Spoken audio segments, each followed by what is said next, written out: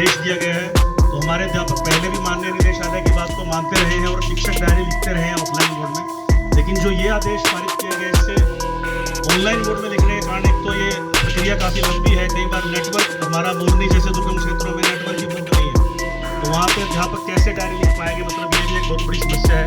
और ना ही कोई पूर्व ट्रेनिंग दी गई है हमारे साथियों को, इसमें इतने ऑप्शन है कि आदमी खुद कन्फ्यूज हो जाता है। पढ़े लिखे नहीं पुलिस में क्या ऑप्शन है, पास सॉफ्टवेयर कैसे बना रहे हैं, डिजिटल कहीं जगह नहीं है उपकरण, वहाँ का भी ऑप्शन दिया गया है।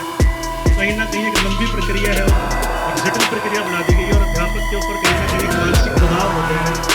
मेरे ख्याल में 10% भी साथी नहीं आए हैं, तो कम से कम 500 से 600 साथी है जो यहाँ इकट्ठे होने की संभावना है। और ये जो हमारा ज्ञापन देने का मुद्दा है, मेन ये है कि भी 8 तारीख को डिपार्टमेंट की तरफ से एक लेटर जारी हुआ कि सभी जो टीचर हैं, चाहे वो प्राइमरी हो, चाहे वो लेक्चरर हो या टीजीटी हो, हर कोई MIS पे जो है वो अपनी टीचर डायरी लिखेगा। इससे पहले हम मैनुअली टीचर डायरी लिखते आए हैं।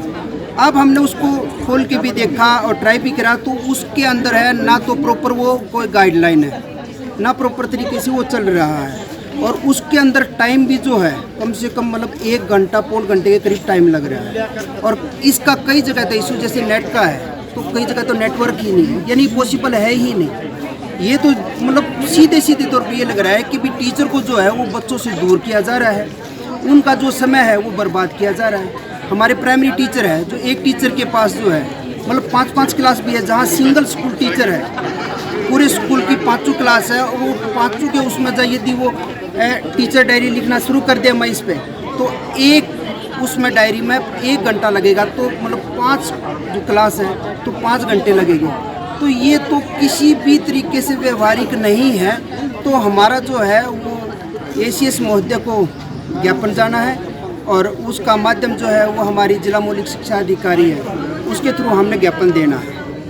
आपको क्या लगता है, आपकी काफ़ी लंबी समय से मांगे चल रही है, आपको क्या लगता है मौजूदा खट्टर सरकार के होते हुए आपकी मांगे चल रही है, आपको क्या लगता है कि सैनी सरकार इस पर ध्यान देगी?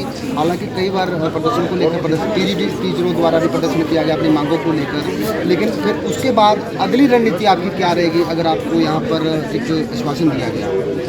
देखो ये यहाँ तो जैसे हमारी जो जिला मौलिक शिक्षा अधिकारी है, इसके लेवल की ये बात नहीं है। ये तो हमारा जो ज्ञापन है ये ACS महोदय के पास पहुंचाएंगे। वहाँ से यदि कोई संगठन को मतलब मीटिंग के लिए बुलाया जाता है और उस पे इशू हमसे पूछे जाते हैं भी इसमें क्या क्या खामियां हैं, तो वो बात बताने का जो काम है वो हमारी जो राज्य कार्यकारिणी के जो सदस्य हैं वो उसको बताने का काम करेंगे।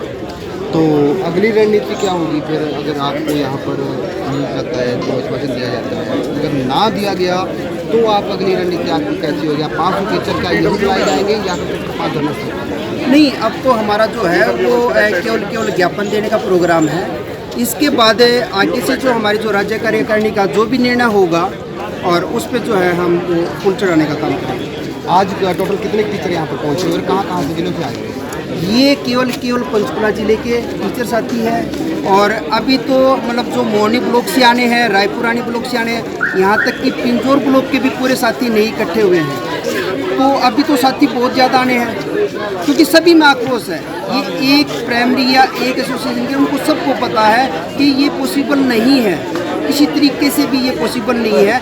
तो हमारा तो मतलब ACS महोदय से सरकार से यही निवेदन है कि भी इस तरह के जो तुगलकी के व्यवहारिक जो आपने ये आदेश जारी किया इसको वापस लिया जाए।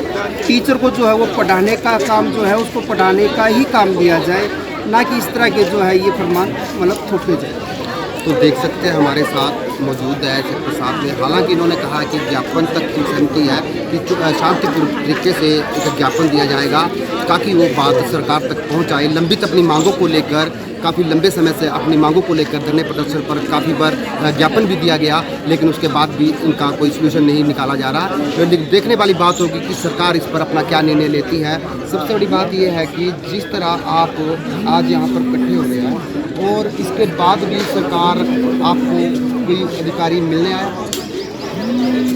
ये आज तो हमें केवल ज्ञापन देने की ऊपर से मतलब हमारी राज्य कार्यकारिणी का निर्णय था। तो अभी तो हमारी जो अधिकारी है उसने टाइम दे रखा है कि भी मैं 4:15 बजे आऊँ। 4:15 बजे आने के बाद है इतना हमारे जो सारे साथी हैं वो इकट्ठे भी हो लेंगे और हम अपना ज्ञापन लेके अब तो निकल जाएंगे। मेरा नाम जयपाल दिया है, मैं राजकीय प्राथमिक शिक्षा संघ जिला पंचकुला से डिस्ट्रिक्ट प्रधान जिला प्रधान। तो देख सकते हैं जिला प्रधान ने अपनी हम कुछ तस्वीरें दिखाएंगे, यहाँ पर महिलाएं टीचर भी मौजूद है। तो ये बहुत देखना होगा कि जिस तरह यहाँ पर अपनी लंबित मांगों को लेकर इनके द्वारा बार बार ज्ञापन दिया जा रहा है, लेकिन वो आने वाला समय ही बताएगा कि इनकी मांगों को मान लिया जाएगा या फिर आश्वासन पर टाल दिया जाएगा। अपने सहयोगी के साथ पंचकुला से कुलदीप सैनी।